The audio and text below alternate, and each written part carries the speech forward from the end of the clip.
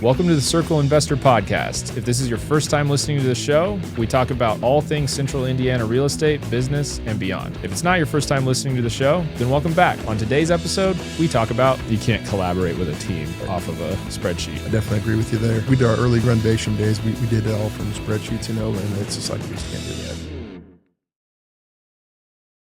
We are here. We have Corey Krabs with us today. Thanks for being on the show. Appreciate the invite, Corey. Sure. Yeah. I'm going to give Corey a brief intro here. You are the owner of C2C Construction. Yep. Who yes, sir. we've done a lot of work with you. You guys do great work. We can count on you, which always goes a long way in this business.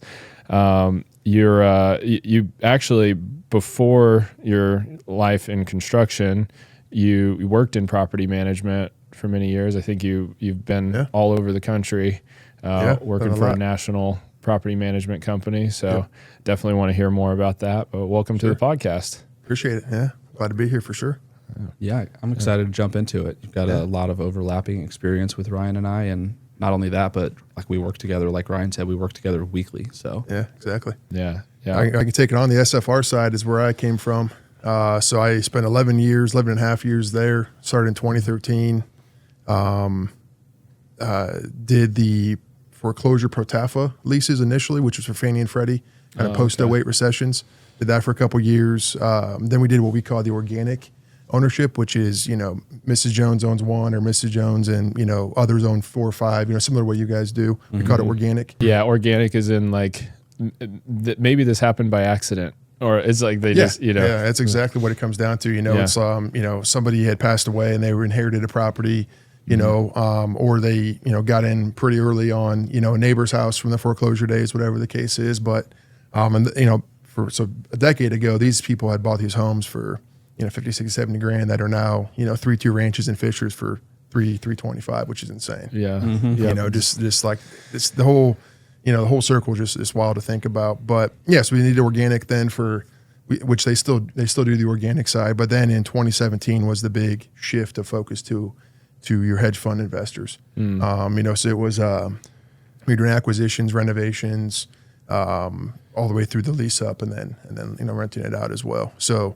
what I did for the whole entire time was operations, mainly on the maintenance and the capex reno side of the business as well.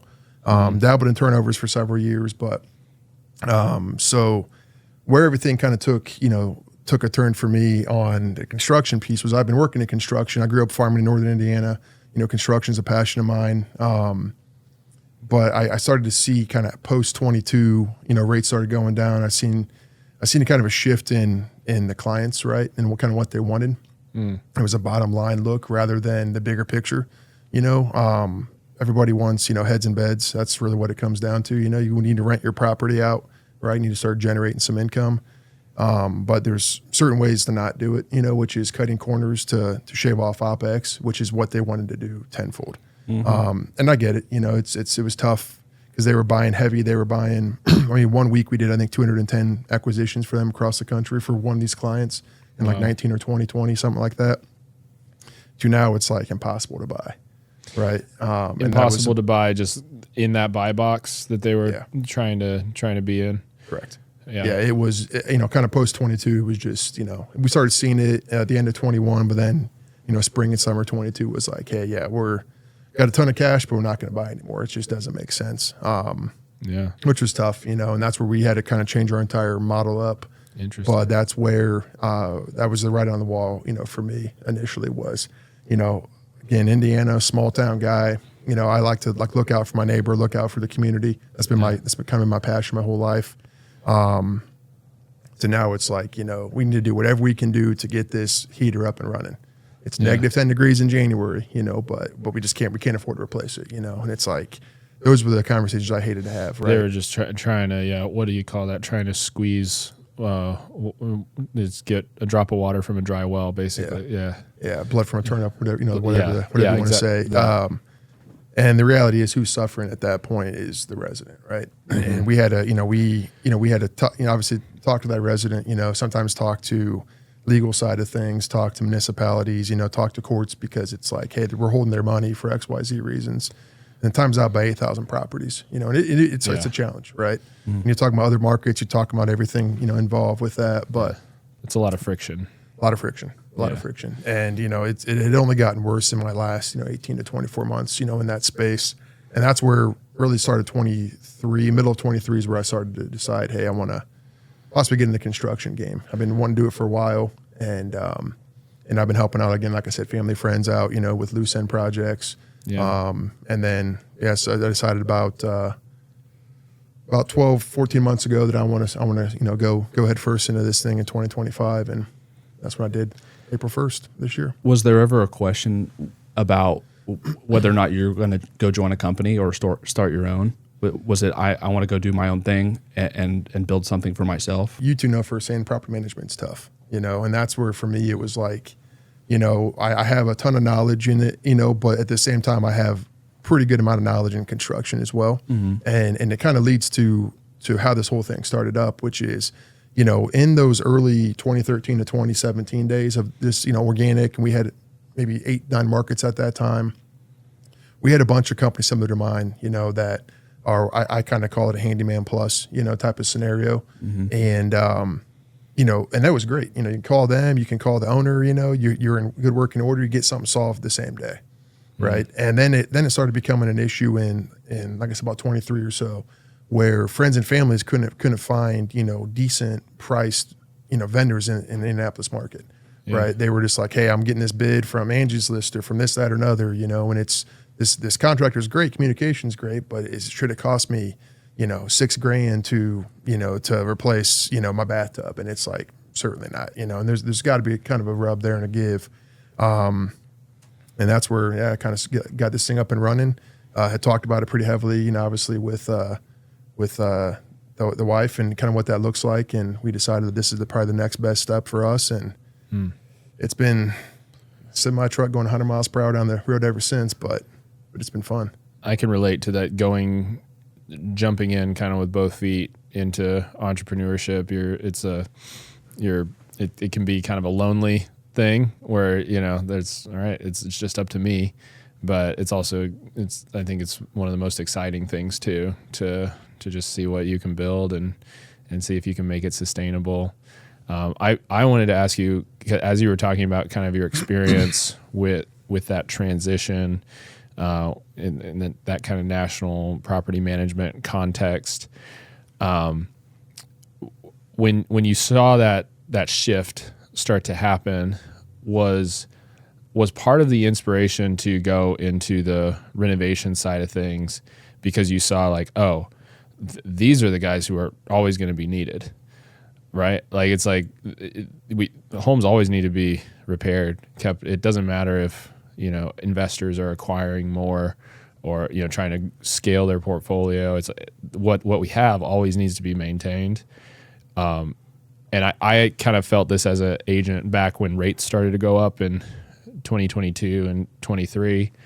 I remember kind of thinking like, well, it's kind of a hard time right now to be an agent because transaction volume's low. Yep. Nobody wants to list their house for sale because they have a 2 or 3% rate. And nobody wants to buy a house because the rate they're looking at is 5 to 7%, wherever we were at that point. Sure. And, but then I'm like, so then what are people doing instead? Like, well, they're doing additions, they're doing renovations, they're making what they have work for them today. Sure. Did you kind of see like any of that, or was that, or did that just happen to be kind of like a coincidence? Like, it was. She's talking about like with me personally, or through my old company that I was with. I guess like in your what you were exposed to at your old company. Did you you said you kind of saw the writing on the wall? I know you were talking more about like the pressure that was starting to happen in the management, like investment side of things, but did you see any of that sort of upside to getting into construction at the time? Because you're like, well, I have a great mentor of mine, been working with him 3 different markets. He became a national himself and ended up selling his company off in 23 for larger sum of money, we'll say. I've really been talking with him about, what his insights and thoughts and everything else. And he said, make sure that your community is kind of maintained and is good to go before you ever think about branching out. He was a Nashville guy, did that, got, really big, really could make sense a majority of the Nashville. I'm doing the same thing here, right?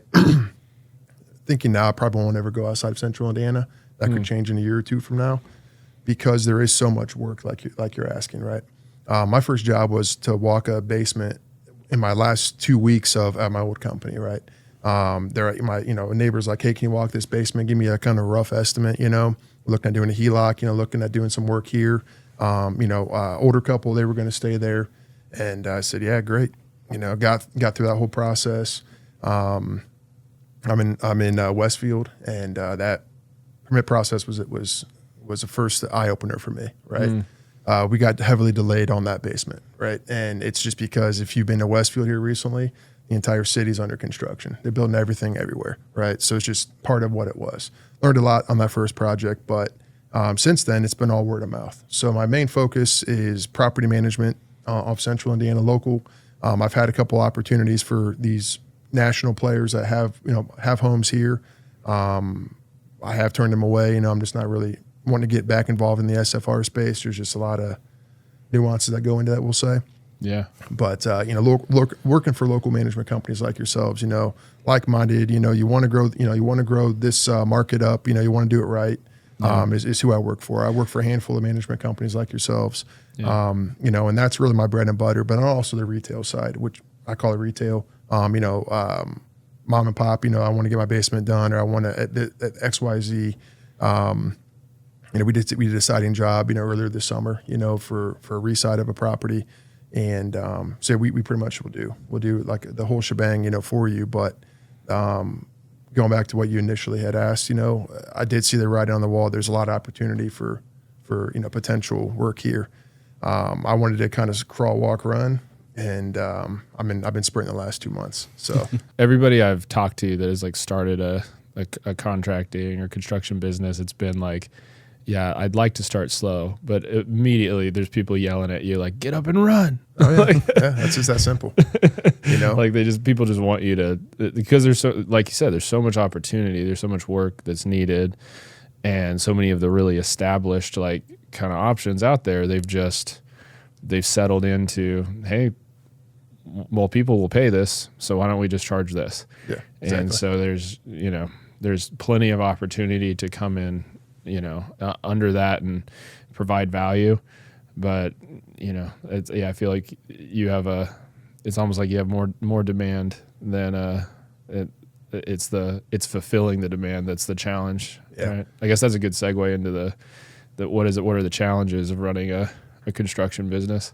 Last couple of weeks and into the rest of this month are going to be taxes. I've learned a lot, just in the last couple of weeks about what that looks like. A buddy of mine's is a partner with a firm up in Fort Wayne, which is near my hometown, and he does massive construction companies. So he's like, hey, I'll help you out this, that, or another.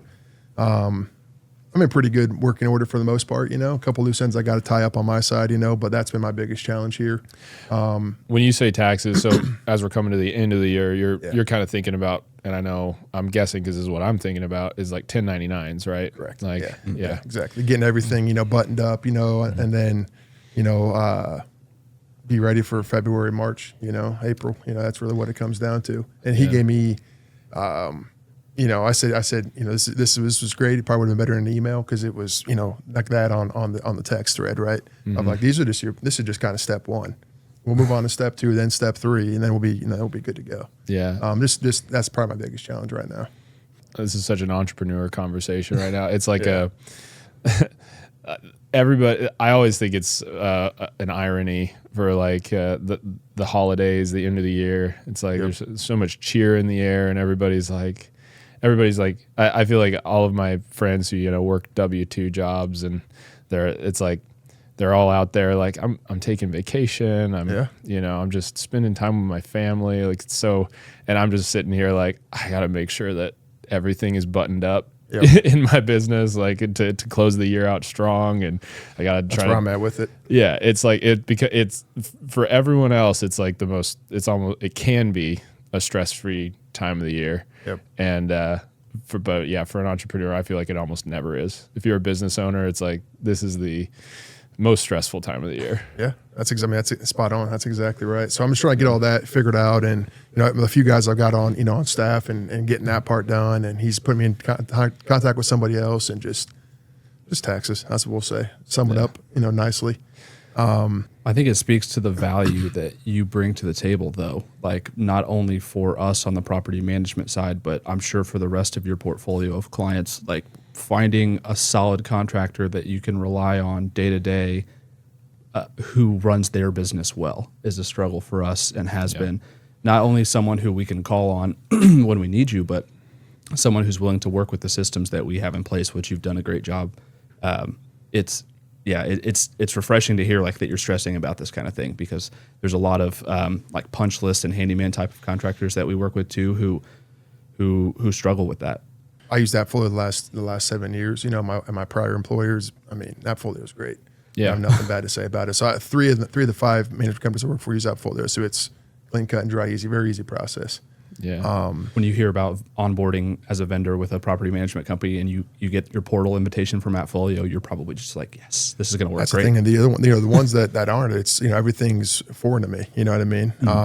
Which is, I mean, it's their PM systems, right? Like they're all similar, but they all have their little nuance, weird scenarios to them, and it's just getting that part figured out. But I'm very much a systems person, is what it comes down to for me.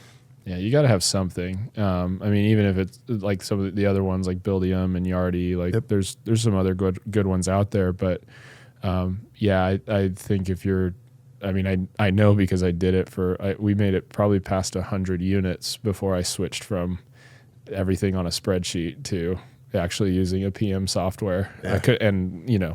Once I made that change, I was like, I couldn't believe I was doing it. Sure. This we did other everything way. from like G Suite to like Google Sheets, that kind of stuff. Oh yeah. It was we had a master. It was just like property spreadsheet, and it was like all the data that we store on the property page in AppFolio. It was like that was just it was like however many 35 different columns in a spreadsheet to try to keep track of everything, and it was mind-boggling. And I'm pretty good with spreadsheets, so I was like, yeah, this is fine. But once we started bringing on, it's when you start bringing on multiple people, that's when it's like, oh, somebody's gonna mess up the formatting here, and you can't collaborate with a team off of a spreadsheet to not very well. I definitely agree with you there. We did our early renovation days. We did it all from spreadsheets, and it's just like you just can't do that, and everything kind of transforms, and software is amazing. It's that simple. It's that simple. You need it. You do. You need it. But then the other thing is, like the good, fast, cheap model. That was what I had heard for years and years and years, like in my earlier days. And I did some multifamily while I was in school. And I went to IUPUI, now IU in Indianapolis, but I did multifamily during those times, and it was always the good, fast, and cheap model. Yeah, but in 2010, 12, 14, even 2016, you could still get things done relatively cheap. Yep. But I'm trying to bring that back. I got a call from one of your ops managers yesterday. Hey, no heat. What's it look like? I said, yeah, let me call a guy, let me get a bid, and it got installed today. The furnace did. That's what I'm trying to. That's what I'm trying to bring, because that's what I want to get back to is the phone calls, the quick responses, the email responses. Yay, thumbs up, you're good to go. Yeah. Rather than in my previous life, it was a hierarchy. To fix a hole in the wall. It took you 2 weeks to get approval. And it's like I don't see that at all. With who I'm currently working with, and definitely not with y'all. So that was just for people that don't know because you're throwing around the good, fast, and cheap. Like, I want to bring that back to the furnace thing, but can you break down what for listeners who might not know the whole saying with good, fast, and cheap? Yeah, I mean, you mean like the jack of all trades, the whole extension, or just those three, like, and kind of what the breakdown is of those three? Well, I always heard is you get to pick two, right? Yeah, the old tripods is done. Yeah, it's a two-legged stool is what we've been saying. Yeah, and can you walk us through what the two? Yeah. So it's good quality, quick to respond, quick to get it done, and cheap. It explains itself. Just as cheap as you can get it done, right? Without cutting those corners, right? So it's like you can get it done really cheap. You can get it done really fast, but it's going to be pretty bad quality. Yeah, just it's not going to be good. Not going to be good quality, right? Good quality, and fast is going to be, some of your big name box trucks you see around town, and then good and cheap is just not gonna be very quick to get it done. So I'm trying to make a hybrid of the three of those, and hit it 80% of the time if I can on that tripod, Yeah. You can try to maintain all three, but typically companies will always kind of gravitate towards two with their quotes, or it can even like change from one quote to another. Right. It's like, I can do it good and I can do it fast, but it's not going to be cheap, or I can do it cheap and I can do it good, but it's not going to be fast. Yeah. And I was just tired of the one-legged stool, the cheap side, I was just burnt out on that, and I get it, right? There's loan covenants. There's a lot that plays into these big portfolios that you're managing. But at the same time, I went back to my 2013 self, just fresh out of school. It's like, what I want to do. And that just wasn't quite it, So I wanted to pivot and see what I can potentially do here. And I'm trying to partner up with like Ivy Tech, those kind of trade related schools to get some internship type, apprenticeship type, students. And like I said, I just want to grow this community up, through what I potentially can offer is kind of where I'm at with it. I'm curious. So on that I appreciate you bringing up that furnace quote, because that's something, I feel like that's an expectation we're always trying to put across with clients. Like, okay, if we really want to go and be above and beyond and make this tenant happy with how we're dealing with this scenario, like we want to deal with it quickly. But if we bring somebody in to deal with it quickly, it's like it's that good, fast, and cheap. It's not going to be cheap. Like we can't get the cheapest, HVAC quote, because that person's not going to be there for 2 or 3 weeks, and then you're going to have a tenant that doesn't have heat for 2 or 3 weeks, and it's 10 degrees outside. Sure. So yeah, that's exactly right. Yeah, so that kind of I'm curious. Are you willing to? Do you mind sharing like kind of what that number was? I mean, we're not giving away the address or anybody's business. Sure. But so for everything to be done, part of it was a speed, was $4,400. And that was with with my HVAC partner. That was them moving around the schedule to be able to get it done, and then we make a couple dollars on top of that as well. Yeah. And that was everything out the door. And I was told it had to be below this, and we far exceeded that number, and if it wasn't that, if it was a vacant house, it would have been 38, 39. Right. But it's just, there's a lot that goes into the. And that's the thing. That might be, side. If that's a rental where the rent's over $2,000 a month, this is the expectation I try to like, or the almost like the mindset I try to give clients, like, if not dealing with this quickly leads to this tenant not wanting to renew their lease, or being so upset that they're trying to break their lease or something, like this isn't just about doing the right thing for the tenant. Like you also might be costing yourself, like that. Like if you end up with a vacancy here soon, you're talking $2,000 a month. Like it only takes 2 months for the whatever you just paid for this furnace. Yep. Not to mention, it's not like it's going to be $0 if you take a long time doing it. Right. Because I'm curious, are you able to kind of give me a rough idea? Because I think this is valuable for our listeners to hear. Like if we had said like, hey, take your time, like when you get to it. Mm-hmm. Let's say it's a vacant property. Like what would that same furnace kind of run if it's not urgent? 38 to 4, just depends, and that was with us sight unseen. It was just a call last night, hey, what can you make happen kind of thing. And it was no heat, of course. So that was where the urgency comes into play. Hey, water's off, water shut off, at this property, no issues. We want to kind of shop this around a little bit, then it'd be like that 38 to 4. And obviously if you're doing the whole system, you're getting a better deal. But I get it, like kind of piecing out at times. Just make the bottom line work for the year. Understandable.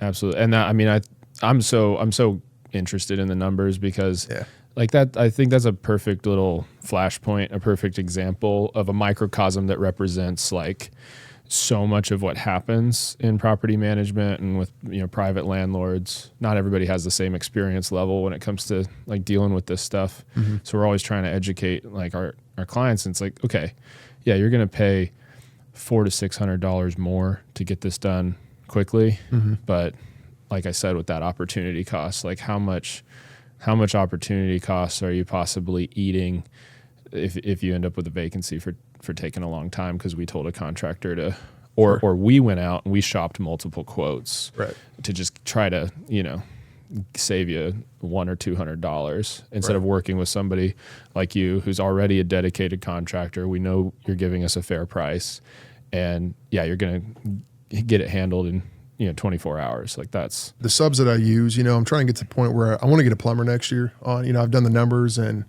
subbing out the larger plumbing jobs. It's working, but it doesn't make sense. Longer term. So I'm looking at onboarding a plumber next year. But right now I have investor-based subs. All these subs that have worked for investors for years and years and years, like the HVAC side of things, right? And it's like, I get it. You need to get that done quick. Let me see if I can move a couple of things around, for you. And it's like, what's it look like, for a few $100 more? I'm like, they're probably going to go for it, and I say, what's your number? And then I, responded back and said, here's where we're at. And wow, it's cheaper and tomorrow's great. So and it's already installed today. It's already been installed. So, that's what I'm trying to offer, is that kind of scenario. Now going back to, the occupied side, which this one was, but just something like that I would go into, or one of my guys would go into, is exactly what you mentioned, the renewal side of things. And that's what I want to get is, there's a very fine line between saying enough and saying too much, when it comes to talking with a resident, especially if it's, hey, no hot water, or hey, this, that, or another, it's a larger issue, but, we'll get you taken care of. Kind of explain a little bit, I got one guy that's worked for management companies in the past and gets it as far as on staff, I should say management tech at old companies. But so he knows and I know, and that's why we go into these houses, right, to try to get things fixed, quickly, efficiently, and at some kind of a reasonable cost to you guys. And if not, we try to explain a little bit, and then we get everything back to you within Appfolio same day. If it's an estimate or whatever the case may be, same day. Yeah. Which is a problem that I'm trying to work around with your ops guys, is because the vendor side can't tag it, right? Which has always been a problem with Appfolio. Appfolio, yeah. Yeah. So like the communication is kind of tough at times within Appfolio. So that's interesting. Yeah. Yeah. That's something I'd love to kind of pick your brain on maybe after this, I want to hear more about anything we might be able to do on our side that can show on your vendor portal that might help that kind of glue when it comes to the communication. But sure. There's something I wanted to say, man, I just lost it. And you didn't mention this, but I think we all know it's true. Like, when a tenant learns that you're a GC and you're going into their property, they're going to say, oh, by the way, my P-trap under my kitchen sink is dripping. Yeah. And you made me remember what, it's exactly along those lines. And it's, you said like difference between saying a lot and saying too much. And I mean, full disclosure, we have had vendors we've had to stop working with just because like they don't have any kind of discernment when it comes to it just comes, and everybody deals with this in business. It's let's not bite the hand that feeds. Bingo. Right. And I'm not even speaking about us as the management company. I'm speaking in terms of like the owner of the property. Like, none of us should be doing anything that is like directly working against their best interest. And now with that said, like I just had to do an example of this, what I'm about to kind of explain. I just had to do this from the agency perspective, and I have a seller I'm helping, sell their home. It's a home that needs work. Like we're listing it as is. It's in an area where there's a lot of comps that are not as is, that. And so this property kind of stands set apart as like, it just needs a lot of cosmetic renovations, needs a new kitchen, needs a new bathroom. It's been beat up over the years. And so I'm trying to explain to the seller, like, this is the scenario with what you own. Yep. And I'm not trying to be mean here. I'm also just sharing feedback from all our prospective buyers that have gone through. Mm-hmm. And between you and me, somebody's looking at like 50 to 60K and what they have to put into this to match these comps that are in this price range. Yep. So that's why I'm reverse engineering that to say we really need to be in this price range. And of course, like a lot of sellers, it's like they don't want to bring it down. Sure. It's like, no, I need this number. And so, and they even, you know, and I think the seller even said to me, he's like, man, it's like, just like all I'm hearing from you is negative about my house. And it's like, and he's sort of like giving me that, like, you know, how can I trust you to sell it if you don't like my house? It's like, hey, this isn't about me liking your house. Yep. You're not trying to get me to buy your house. We're working together to try to get somebody else to buy your house. And to be clear, all of this is between you and me about this house. In terms of what I'm saying to buyers is I'm only highlighting the good things. Like I am saying like, hey, this is a blank canvas. You can add value. I'm using all of that, you know, sort of like friendly language of like, you can make this your own. But I mean, it's got engineered hardwoods. It's got, you know, it's got some good mechanicals. So I'm like, I'm over here, I am selling it to the public. But hey, between you and me and seller, like we got to be realistic about what's going on. And it's kind of the same thing with the vendor responsibility, the contractor responsibility, and the management company responsibility when it comes to going through these units is like, hey, owner, real talk, this is what's going on and we need to deal with it. Right. And like, this is our recommendation. But like when you're speaking to a tenant, I mean, we've just had people like just do completely unnecessary stuff where it's like they're walking in and they're there to, you know, fix a leak under the sink, and they're just walking around like, man, I wouldn't live here, you know, or just like, and it's like, and it might not even be about anything that's about, you know, truly affects the enjoyment of the property. It's just, you know, like they don't like the paint color or something. Sure. We had one earlier this summer. My first and only previous employee, you know, with the company so far, which I'm hoping that's the case, you know, going forward. But, you know, just said, oh, this is bad. You know, this is a bad situation. Kept on saying that to like these occupied, you know, properties, and it's like you can't say that, you know. And then I'm hearing back from the management company. It wasn't y'all, but another management company, and that's terrible for me. It's a bad look, you know. And it's like, I'm gonna put you on, you know, vacant houses only, you know, and we can't have you around people. It's not simple. I mean, you just can't, you know, like, and it's like, you know, you slap their hand a couple times, and it's like they figure out or they don't, you know, and unfortunately it's a past scenario, and you know it happens, but you just can't over explain, you know, because it's I'm not going to pay my rent. I'm not going to, you know, I'm going to withhold my rent, right, or this, that, or another, or that was already there, or you know, that kind of stuff, and it's tough sometimes on the PM side. I think that's just good life advice for a lot of people that are under 25. Just like, hey, don't over-explain. Like that's exactly right. You know. Well, it touches on something that you said earlier that is actually on our outline, but it kind of came up organically. You mentioned like reaching out, like just doing general outreach, like to Ivy Tech and tech schools in general. Yeah. Trying to usher in an era of GCs or subs who you can bring on and kind of mentor and it fits what we were just talking about well, right? Like it goes beyond just like what kind of quality of work you do. Like, are you pleasant to be around when you're at a property, whether it's a tenant or an owner occupied?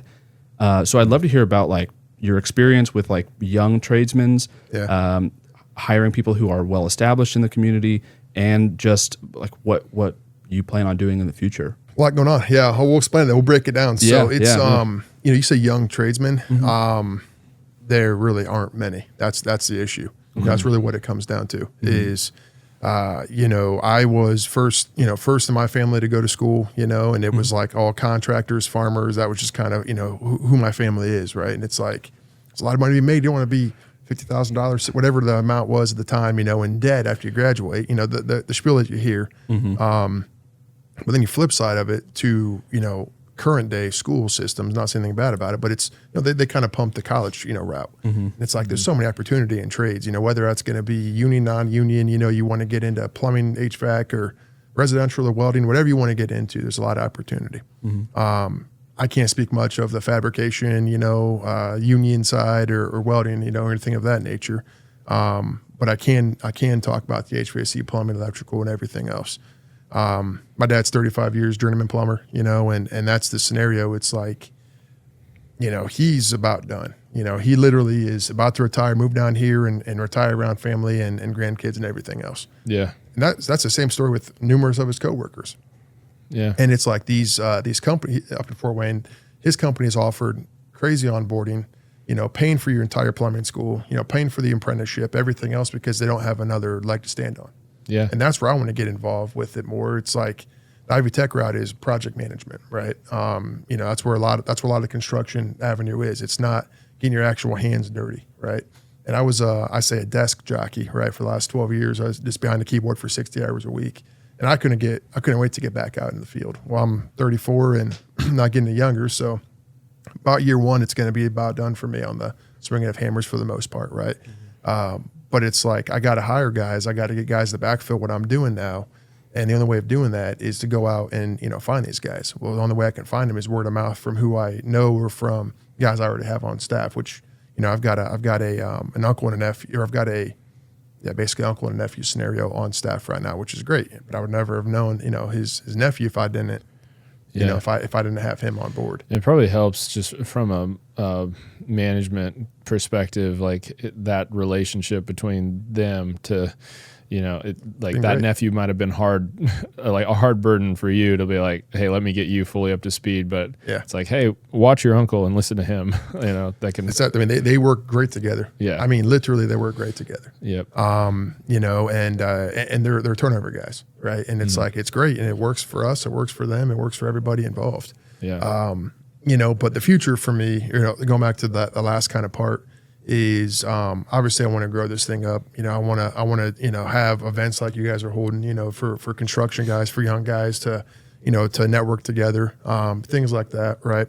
But the immediate is going to be I want to get a property next year. I either flip it or I hoard it, one of the two. Not quite sure what that's going to be for me personally, and then professionally is several more guys. 4, 5, 6 more guys on board. A couple of the management companies on board, and then really getting the retail side blowing up. But the problem that I have, with that is like from y'all's website, right? There was an investor out of can't remember what state it was. At 2:00 today, calls me. ChatGPT pulls me up from your guys' website as a contractor that does work, right? Yeah. And he's like, okay, I'm like, how'd you get my information? He says, I searched you, I found your information, and I said, great, let's chat, Yeah. And I saw on the back, and you're looking at flipping or holding these things, like I'm looking at holding them. And I was like, well, did you get my information from their website? That's the only way you could have gotten it. He's like, yeah, I think it was. I was like, well, then I'll point you in that direction, on the back end if you want to hold on to these things. And it's just kind of a full circle scenario, right, of like how it came about.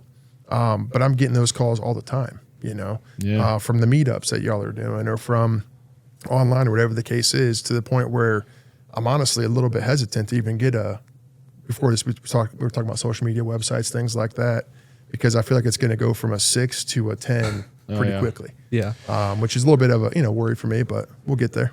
I think you're headed in the right direction, especially because you mentioned family history of contractors, right? Like, in what world could your dad or grandpa ever imagined like a GC being on a podcast or being contacted via ChatGPT? Yeah, and a property manager for that matter. Like, we're all kind of in businesses that were seen as like kind of like, oh, these are just kind of you put up your sign on your building, and you just set up shop and people kind of come to you. But it's just a different world. Nobody is it's just not where the eyes are anymore. Right. People are on social media, people are online, people are Googling stuff or putting stuff in ChatGPT. We've had that happen a few times where it's like, yeah, ChatGPT told me that you were one of the property managers I should reach out to. And I'm like, oh, sure. Like, I agree with them, man. I'm like, great, but hopefully I gotta be nice to AI so it keeps sending people my way. Yeah, it's but it's just crazy how quickly it's all. Because again, April 10th was my very first job ever of this year. And it's like it's all. I'm almost at 8 months here next week, and it's like it's insane. I think I did 680 jobs I've done so far. It's like, whoa, that's, break down the averages and the numbers. It's a lot, but, makes the day fly by, and it's fun. But, hearing from like, your prior guests, and the same thing for me, it's like, what's the point where I got to get, assistant, virtual assistant or otherwise, Yeah. And I'm at that point in the last probably 45 days where it's like, have I crossed that threshold yet? Do I need to start looking at that? And that's kind of where I'm at. So I have a kind of January, February of next year goal, and it's more behind the computer than swinging hammers. Yeah. Which is like, again, website, social media, VA, or otherwise, and just kind of go from there. Well, let me know whenever you're at that point of virtual assistant, because we've hired so many like to help with different aspects of real estate and PM and all the stuff I do with social media, video editing and stuff, including this podcast. We're actually thinking about setting up a whole like kind of separate service to help people like onboard, train, like that whole thing. So that'd be huge. Yeah, I'd definitely reach out to y'all. I mean, that's the thing is I got a laundry list of things I got to get through, and it'll happen. But it's been business first for the last 8 months, which is it's been a lot. But then, like I said, I'm gonna do my kitchen cabinets I was mentioning to y'all, and that's gonna be more of like a relief than anything. I think tedious, but it'll be a relief. So a good opportunity to unplug, just put in some headphones and listen to this podcast and get some work done at your house. Yeah. Find some paint on the walls that shouldn't be, from the kids. I guarantee that's going to happen, but that's just part of it. I have the amount of I have a list in my head of like all the parts of my house that need touch-up paint. Sure. It's like it's same. There's a lot. There's a lot for sure. I'm considering just putting it all on the back burner until the kids are older, right? Like, what's the point of just chasing my own tail for the next 10 years? That's true. Well, we thought about that. The impressions you make when people come to your house. That's right. Yeah. I'm just kidding. Well, speaking of VAs, I would assume that it beats someone like me texting you on a Wednesday night, like, hey, when can you come over to my house and replace this door? Right. Yeah. Then you have a system in place where you don't have to. I mean, I assume your inbox is out of control every day if you're growing at the rate that you're describing. Yeah. It's just me, myself, and I on the admin side, and it's I've definitely changed how I handle things. It's like I'm doing things at the property. I helped you out with an inspection. I can't remember what the address was, but I was actually there typing it up as we, while I was at the property. Yeah. And it's just been easier for me. This isn't 2015 anymore, right? A hotspot's free on your phone, or at least on my plan it is. So it's like for nothing on, and I rock and roll, on my truck or at the house, and I do so much of that. I find because I find I can get so much more done if I'm like going from one, like if I have stuff like at properties to do, like it's like, all right, I'm going to go do this. And then I'm going to be sitting in my car on my hotspot, like kind of sending this, it's just working from my car is like, I don't know. It's nice sometimes. It is nice. Yeah. Then I can get home and I'm not pretty much done for the day. Right. Yeah. You want to be able to just hang it up, exactly. Not look at a screen anymore. Yep.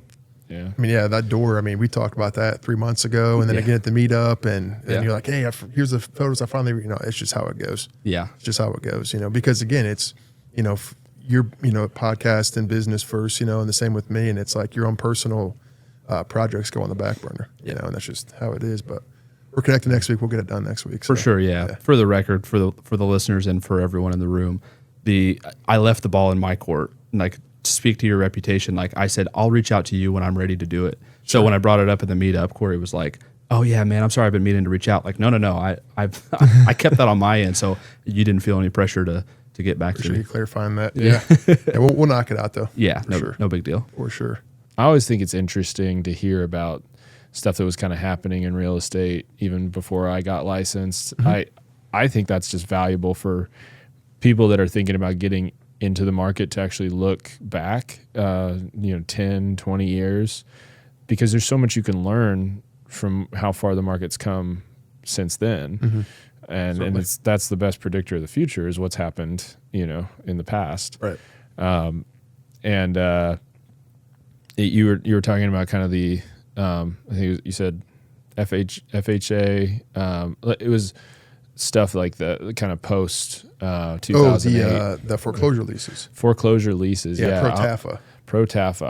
I'm really kind of curious about hearing more about that and sort of what were the scenarios that you kind of encountered that made that sort of the best option for people. And I'm just 08 was 08, 07, 08 was this. That's just, it is what it is, And, we're all three the same age, and it was like right through our high school, years. And it's just like, whoa, lots going on. And but yeah, post that, right? Everybody was in, was in over their heads, including the government, everybody, right? So these pro-TAFA leases are protecting residents against Foreclosure Act is what it was.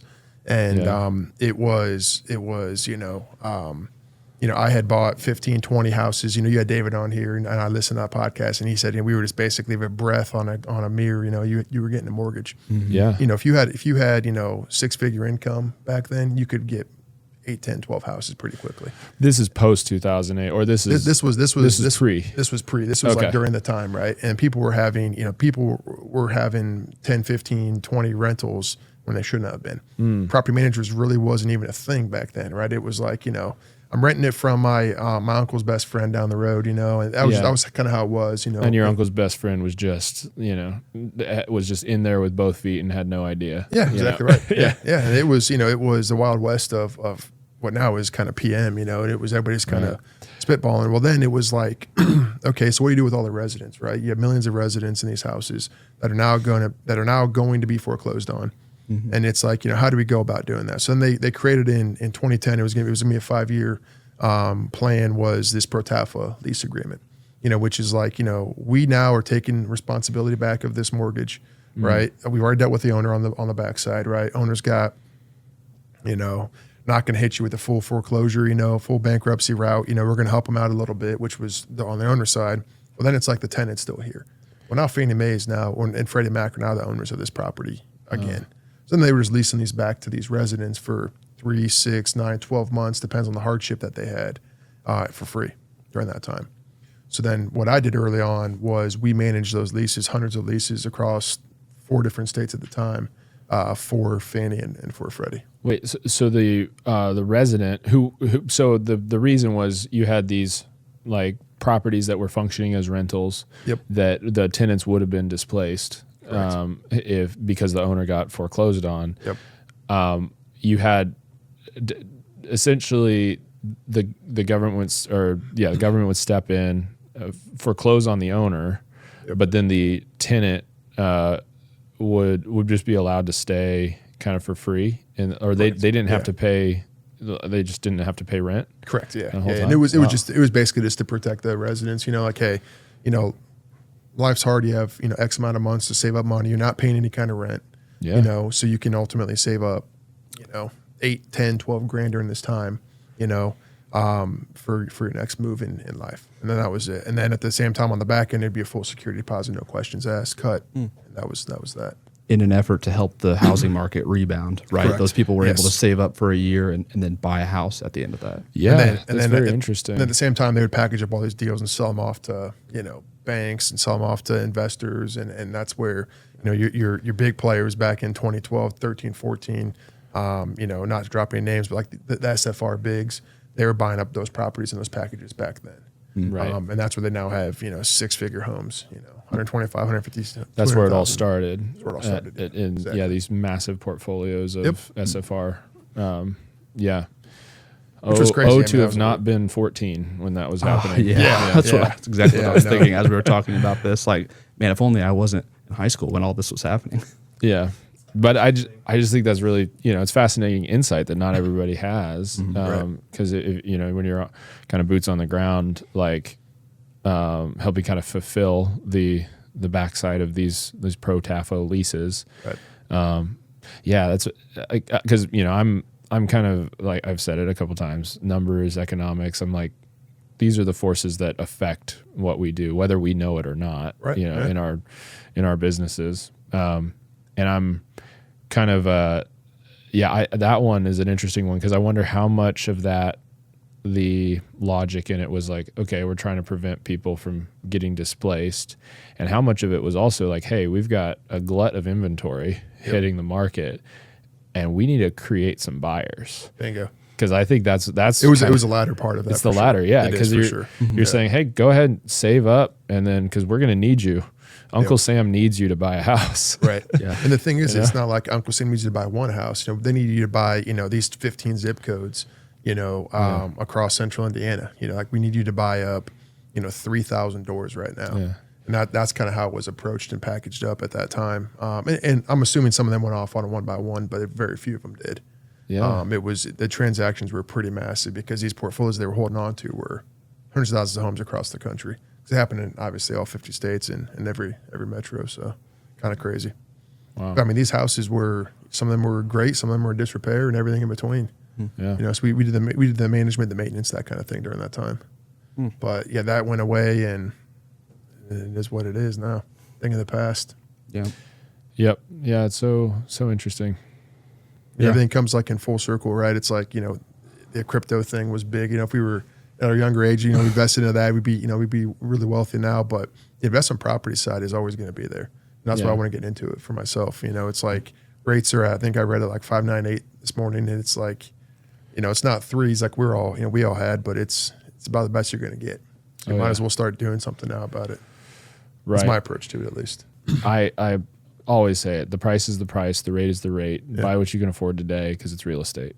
You know, Bingo. I didn't even mean to make that rhyme, but that was nice. Good thing we're recording. Yeah. Yeah, but I mean, because that's kind of like, that's how it's just inherently, this is even if you had bought in 2007, the absolute worst time in the last 50 years you could have bought. Yep. Like you would have been fine on that investment by even in the markets that fell the furthest, like 2014. In India, I think it had recovered by 2011, 2012. And so, I mean, you know, even with a catastrophic correction that was just due to lending practices that we didn't even know how, you know, risky they were, right? Which don't exist today anymore. It's hard to point to a reason why that might happen again. Right. But even if it did happen again, it's not about a 5-year stretch. It's about a 50-year stretch in terms of what real estate's doing. The hard part of that, you know, it's happening, and I don't want to scare any of your, you know, future or existing clients, but please scare them. You know, it's like what Fishers and Carmel are doing, right? Oh, and yeah, it's the like, rent cap. This is the rent cap, and it's exactly what happened in St. Louis about a decade ago. And now they're, prior to every single rental, you have a municipality inspection done. Yeah. And it's like you know, HA or thing, you know, housing authority. You know, it's like them. Like they come in, they make sure everything's buttoned up. If not, they're going to fail you. And then they don't come out for another 2 weeks, right? And that's where they're kind of pushing away these investors that need to get this property rented quick, you know, where your Mrs. Jones neighbor down the road, you know, can potentially hold out for another, you know, for those 2 or 3 weeks, whatever the case is, because they have one individual property. And that's my worry is with those two municipalities, Fishers and Carmel, that it's going to get to that point.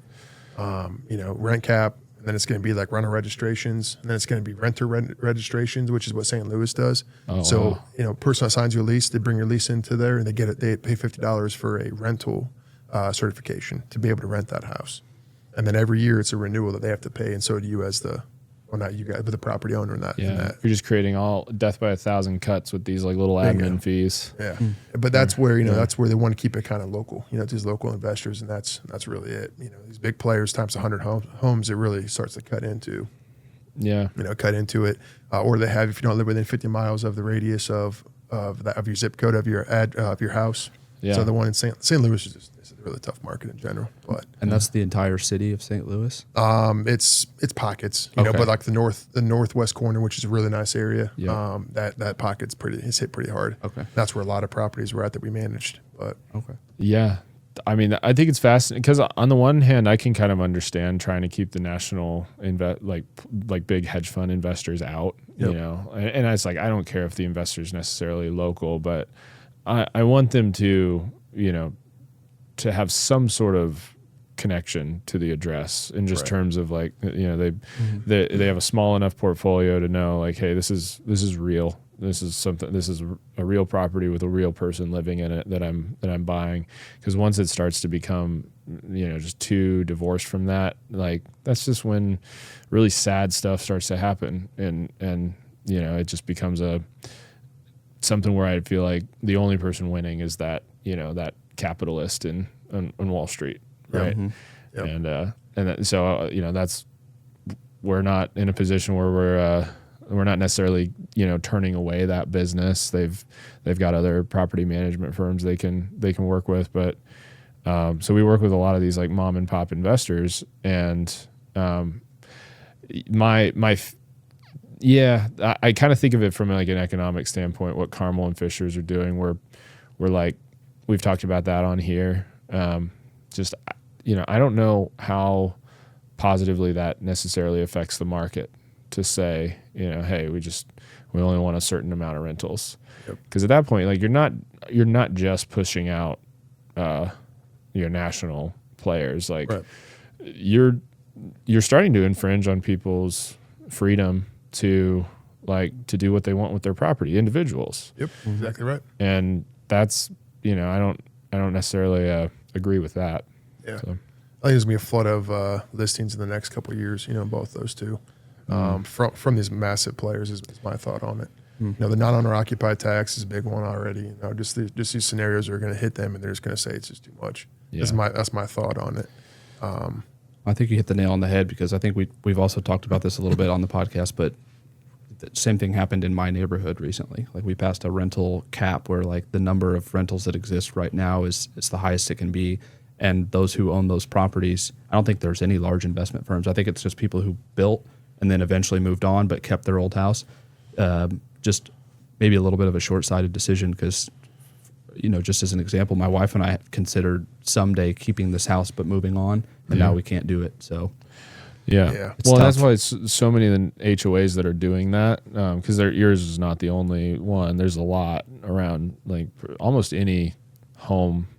I'd say it's like at least a 50-50 shot that if I'm looking at a home that's listed and it's in an HOA-controlled neighborhood, like there's a 50-50 shot there's going to be rental restrictions. But a lot of them are doing that percentage cap, but then adding the stipulation, like, you're allowed in if you've been, if you've already owner occupied this for like a year or 2 years. And I think at least that's more reasonable to say, like, okay, clearly, like you didn't just buy this as an investment. This has been your family home. Like you should be allowed to hold on to it if you want to. It's going to be tough, in the years to come for rentals, but I think we'll do just fine in Central Indiana overall. These big cities are going to be the ones that are going to struggle with it. It's my thought on it. Yeah, you got a lot of people that have over several decades have been buying these big cities just as a, it's like a blue chip stock, right? Buying New York City real estate or something. It's not just nationally, it's internationally. People have just been parking capital in these properties, and when you start limiting what people can do with their properties, like people have to let them go. Yep, no other option. Yeah, it happens. But, well, it's a nice positive note to end on, huh? Yeah. Well, it's certainly an interesting note. Yeah. Because I think, that actually kind of makes me wonder just how much of it is being driven by, hey, we've got a housing crisis. Where do we create the supply? We have to just get it out of the hands of investors. And that's, you could definitely argue that is a populist position. To say, like, maybe that's good. That's good for the people to have more inventory. Yeah, I mean, that's the thing. Like with apartments, you see them going up everywhere. That's just the reality that we're seeing. It's it's your 4, 5, 6, 7 stores on the bottom, and your franchise stores, and then you've got your apartments above it. That's going up everywhere in Central Indiana. Yeah. We went to St. Paul about a month ago to visit some in-laws, and same scenario up there. Right over the border in Wisconsin, same scenario. It's like that's what's happening right now, is because the housing side is just a shortage of it. It's just being held, and we had a big name player in our neighborhood, and it was vacant for 8 months. And it's like that's not helping anybody, at all. It's like, come on, But it's just a lack of oversight where y'all would have had someone out there 15, 20 times during that amount of time. Just checking on it, figuring out what's going on, and a property manager should have noticed in that at that point, but also the owner, if the property manager hadn't noticed, the owner definitely would, because they would have, if it was a private owner with less than 20 units, like they would have felt it in their cash flow. Whereas like that's the problem with these hedge funds, they don't feel it. Yeah. Like it's just an SOP for an intern somewhere. That's exactly right. And it's like, that's exactly right. They don't even, it's a drop in the bucket compared to all the this overall cash flow picture they have. Yeah. That's exactly why I started what I'm doing. I wanted to get back into the real, the real side of real estate and not just being a, number and not just looking at the bottom line. So yeah, I feel like I'm doing good so far, and appreciate you too for, in the business for sure, for allowing me to do that. So yeah, well, thank you for doing it. Yeah. The market needs it. We're happy you're doing what you're doing, and appreciate that. Yeah, thank you for coming on and talking to us. You got anything you want to plug before you? I know you said you're not even like. Yeah, it's just an email right now. It's just C2C Construction @gmail. That's all I've got so far. Give me 6 months, and another conversation. Maybe it'll change by then. Yeah, we'll see. There you go. I'm just not a big website and social media guy yet. So that's fine. So yeah, if you want to shoot Corey an email, get a quote for anything, residential property related. Yep, he's got you. Right on. Appreciate it again, guys. Yeah. Thanks for being here, man. Yeah, thank you. If you enjoyed the episode, please leave us a 5-star review on Spotify and like the episode and subscribe to our channel on YouTube. That really helps us out. If you think someone that you know could benefit from hearing the things that we talked about on today's episode, please share it with them. You can check out our full library of episodes wherever you get your podcasts. And if you have any suggestions for the show, like who we should interview or a topic we should discuss, please email us at circleinvestorpod@gmail.com. That's it for today, but join us right back here next week for another episode of the Circle Investor Podcast.